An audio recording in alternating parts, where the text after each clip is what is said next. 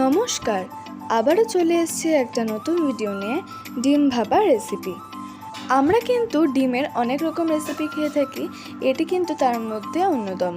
আর এই ডিম ভাপার রেসিপি কিন্তু খেতে খুবই সুস্বাদু। আর এটি একটি নতুনত্ব রেসিপিও। বাড়িতে যদি কোনো গেস্ট আসে বা যদি নতুন কিছু খাওয়ার ইচ্ছে করে, এটা কিন্তু আপনারা বানিয়ে খেতেই পারেন খুব সহজ কিছু উপকরণ দিয়ে। তো চলুন দেখে নেওয়া যাক কীভাবে করতে হয়।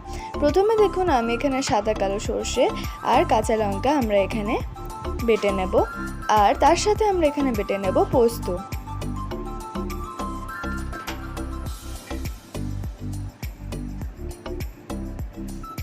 আমরা এখানে সাদা কালো সর্ষে, কাঁচা লঙ্কা আর পোস্তটাকে কিন্তু ভালো করে বেটে নিয়েছি।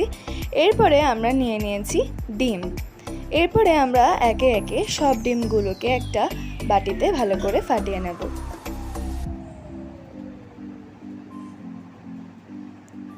এরপর এর মধ্যে দিয়ে দিলাম আমরা আদা কুচি, দিয়ে দিলাম আমরা কাঁচা লঙ্কা কুচি, স্বাদ মতো নুন,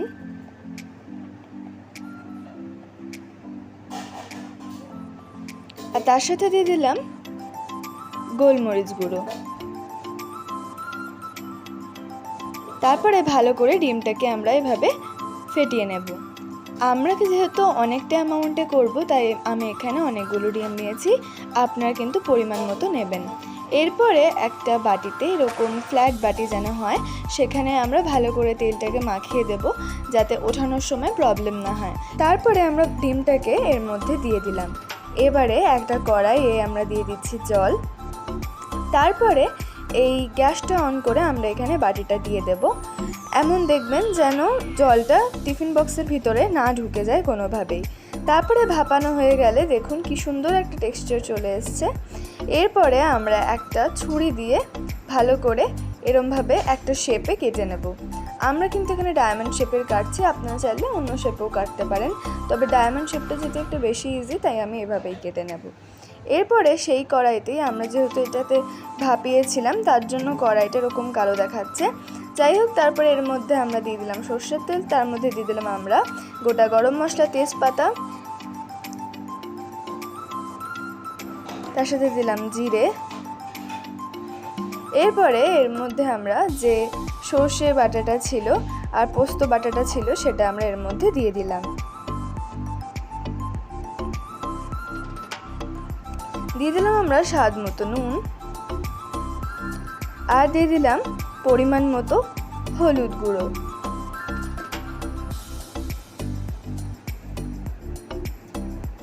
তারপরে ভালো করে মশলাটাকে আমরা মিক্স করে নিচ্ছি।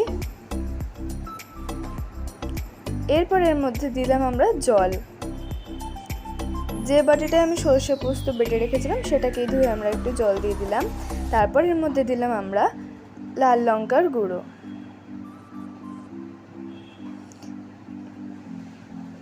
এরপর এর মধ্যে আমরা যে কেটে রেখেছিলাম ডিমগুলো, সেটা এর মধ্যে আমরা দিয়ে দিলাম। দিয়ে কিন্তু বেশ অনেকক্ষণ এরকম করে ফুটতে দিতে হবে। তারপরে ওপর দিয়ে দিলাম আমরা গরম মশলা,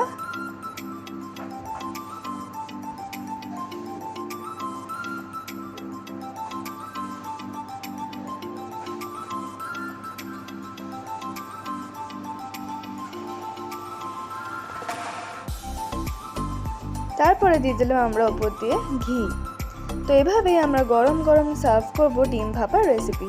রেসিপিটা কেমন লাগলো আমাকে অবশ্যই লিখে জানাবেন। ভালো লাগলে লাইক করুন, কমেন্টস করুন আর সবার সাথে শেয়ার করুন। আর এরকম আরও অনেক নতুন রেসিপি পাওয়ার জন্য আমার চ্যানেলটাকে প্লিজ সাবস্ক্রাইব করে দিন। আজকের মতো ওইটুকুই, ফিরে আসছি অন্য রান্না নিয়ে। নমস্কার।